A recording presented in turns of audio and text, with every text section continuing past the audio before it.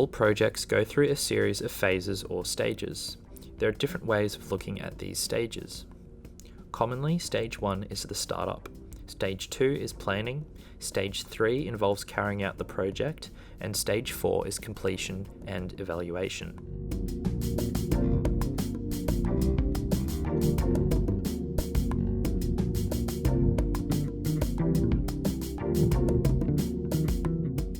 Two things need to be done in order to get started. The scope and nature of the project needs to be defined. This should be written down as a point of reference for later. Secondly, you'll need to decide who will do the work and how they will work together. In other words, put together a work team.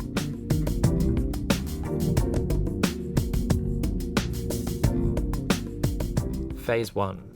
This phase involves identifying project ideas and needs. Ideas or concepts are refined. A project proposal is written that identifies tasks to be undertaken which match identified objectives. Without an agreed proposal, it is difficult for any project to be considered realistically feasible.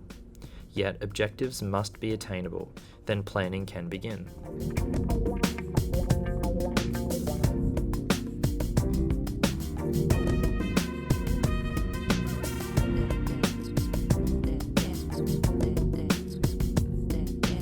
The planning stage involves preparing a plan of what the project entails.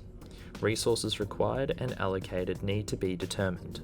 You need to know costs, anticipated project duration, contingency plans, and more. Once a plan has been created, it then needs to be approved before progressing to implementation.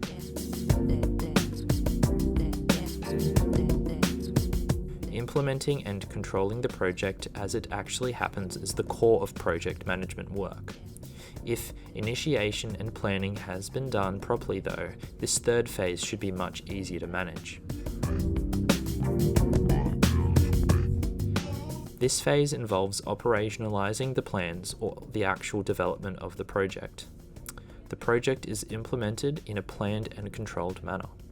This includes supervision and monitoring the actual progress of a project within the scope of the plan. If successful, the project then requires closing, and the results are compared with estimations determined earlier in the project cycle.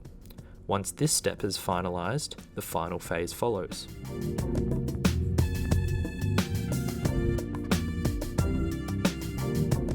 This phase involves determining whether the objectives set out or the needs identified in the earlier part of the cycle have been successfully concluded.